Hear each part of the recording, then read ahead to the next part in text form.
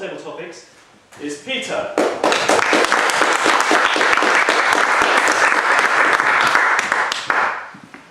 Mr. Timekeeper, I think I'm supposed to have 3 to 5 minutes. Could you please give me 6 to 8, as I have 8 people to evaluate?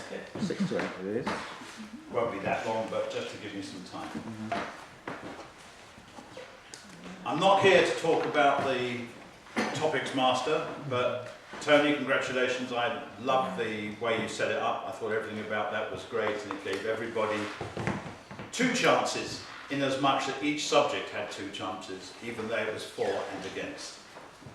I would like to point out at this stage that Table Topics is about spontaneous conversation, a speech straight off the top of your head. Ideally, when something like this happens, the time it takes for you to walk up onto the stage, you must have that subject running around in your head and listen to what you are being told by yourself. Out of the 8 people speaking this evening, only one person really, albeit quite short, 35 seconds I believe, actually adhered to the question. Now, when you're talking up here spontaneously, so long as you are talking, that's almost the most important thing. But it would be great for you to actually stick to the subject that's being asked. If you can't do that, at least you're still talking, and that's the most important part. Now, the first person to stand up there, ironically, was me. And I didn't listen to the question. Primarily because I was too busy getting myself organised and writing, and I wasn't expecting to come up here. So I'm guilty of it as well. Unusually, I ought to say. I usually listen very carefully. So I was asked to speak about British papers have too much power. That had nothing to do with what I was saying whatsoever. However, I was probably arguing against it much better than I was for it. Neil, is it? Yeah. Neil. You spoken before? I've done like table topics, not a speech. For someone who's not used to being up here, I thought Neil comes up here with presence, and he managed to speak for 1 minute 25 seconds. That's already almost a record for this evening for table topics.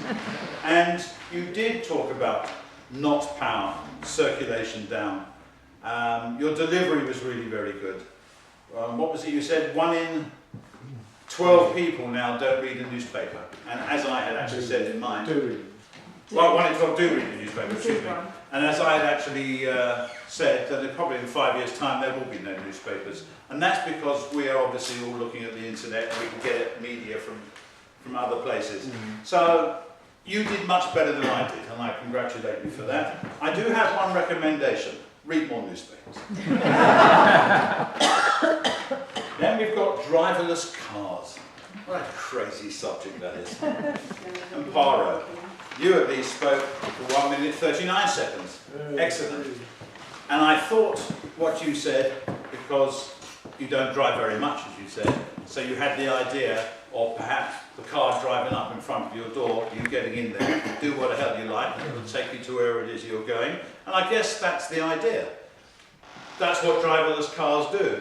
And for an argument for that, I think she did it extremely well. She loves cars. She could get herself a 4x4, and everything that's in her mind that she would otherwise not be able to do, answered the question perfectly. Naz. Who was Naz? Oh, Naz. Hi, Naz. You, on the other hand, weren't quite so sure. The secret of standing up here, as I am doing now, is to enjoy what you're doing. It's not a trial. Nobody is on trial. It isn't a test, no examination. You speak from the heart, that's the best way to do it. And you've ever spoken before in public? I think you did very well. And that's 30 seconds more experience than you had before you got up here. You like the freedom, you misunderstood a little bit, I guess, because you thought it was going to be like a bus and it was going to stop at certain places. As I understand it, you get in your car that is driverless and you shut your eyes, you just hope you arrive at where it is that you want to go. No one's actually described to me how the car knows where it is that you want to go, but I guess that'll all come out in due course. That's how a lot of drivers drive. And that's how they do it at the moment anyway, right? Absolutely. Free speech including terrorists. There's another interesting one. Chris, you were okay for truth. It's a powerful tool, free speech for everybody. You didn't argue the point about the terrorist. Should terrorists be allowed free speech? And of course, the against it is why they shouldn't be allowed free speech. And that's a pretty tough subject, and you probably need more than the 2 minutes you're allowed. If I may, yet again, to progress in your mastering of Toastmasters, when you're giving a 1 to 2 minute slot, try and make it to the first minute. You only managed it for 35 seconds. Waffle, scratch your head, look at everybody, make them smile, whatever it is you want to do, but stand here for a minute if you possibly can. Angela, she spoke the longest, 1 minute 50 seconds. Nothing to do with the subject, but it was great. You always know that she's in control of her stage. Don't sit there like that. You're great. You actually put yourself, your personality comes across superbly.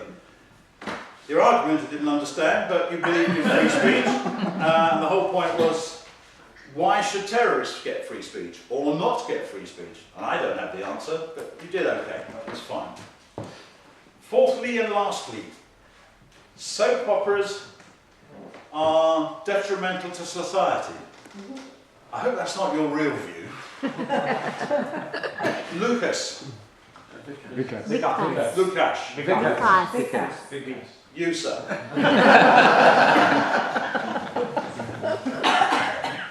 You think it's good for kids? They get information. I think you were pro, well, you came across as you were pro soap operas. Not necessarily telling the truth of real life, of course. But again, you stood your ground here. You nearly got to a minute. I was urging you. You got to 50 seconds. Another 10 seconds and you're there. So try, when you do come up here, if you've got the timings they tell you, try and get to the first time. I mean, even I only spoke for a minute, and it felt like half an hour, but there you are. You must have felt even worse. Abdul? He's gone. He's gone.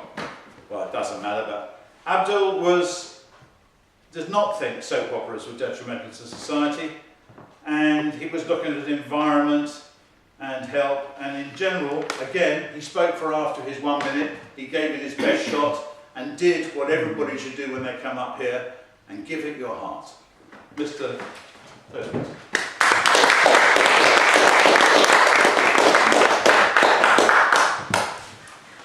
Thank you, Peter, for that very comprehensive evaluation, even evaluating yourself. That was really useful, actually. We all learnt a lot from how we can improve on table topics. So that concludes our evaluation section. Dennis, timekeeper, can we have the time for the evaluation?